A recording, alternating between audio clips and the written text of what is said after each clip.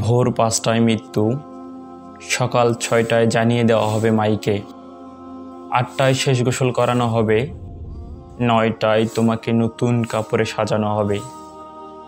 জোহর নামাজের পর তোমায় আলিশান বাড়ি থেকে বের করে নেওয়া হবে। ২টায় তোমার জানাজার নামাজ পড়ানো হবে, ২টা ৩০-এ তোমাকে মাটিতে দাফন করে দেওয়া হবে। মাটিতে দাফন শেষে কেউ তোমার জন্য দোয়া করবে, আবার কেউ চলে আসবে। এই তো তোমার জীবনের শেষ আয়োজন।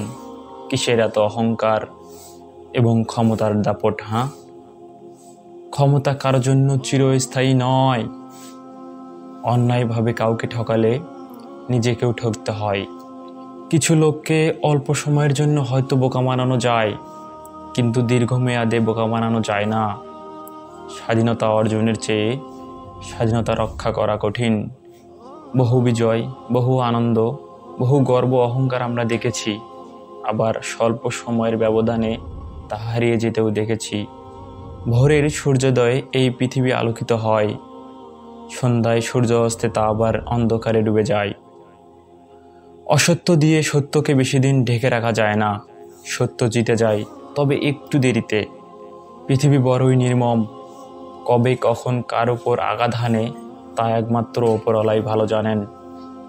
শরীরে শক্তি আর ক্ষমতা আছে বলেই সব জায়গায় তা প্রয়োগ করা যাবে না। কখন যে কোথায় আটকে গিয়ে মাটির সাথে মিশে যাবেন তা আপনি নিজেও বুঝতে পারবেন না। অহংকার আর দাম্ভিকতা পতনের লক্ষণ, তাই অহংকারী না হয়ে সহনশীল হন। আল্লাহ তাআলা 12 ঘন্টা রাত, 12 ঘন্টা দিন নির্ধারণ করে দিয়েছেন। নিশ্চয়ই দুঃখের পরেই সুখ আছে, এটাই আল্লাহর নিয়ম। নয়তো সুখের আনন্দ বুঝবেন কিভাবে? মনে রাখবেন, আপনার চেয়ে বড় বড় পালোয়ান, বড় বড় নেতা এই পৃথিবীর পরিস্থিতির বেড়াজালে আটকে পড়ে ধ্বংস হয়ে গেছে। শক্তি, ক্ষমতা, অহংকার চিরস্থায়ী নয়। তাই আসুন সবার সাথে বিনয়ের সাথে কথা বলি। ছোট বড় কোনো ভেদাভেদ না করে সবাইকে ভালোবাসা দিয়ে কথা বলা উচিত। এটা আপনাকে সম্মানের উচ্চতায় নিয়ে যেতে পারে। ক্ষমতা চিরস্থায়ী নয়, মহব্বত আর ভালোবাসাই চিরস্থায়ী হয়। বেঁচে থাকার জন্য মানুষ হয়তো ক্ষমতাকে সমর্থন করে, কিন্তু সেই ক্ষমতাকে ভালোবাসে কয়জনে? ক্ষমতা, দল মতের ঊর্ধ্বে আপনি বেঁচে থাকুন মানুষের মহব্বতের মানুষ হয়ে। ক্ষণস্থায়ী দুনিয়ায় কেউ চিরস্থায়ী নয়।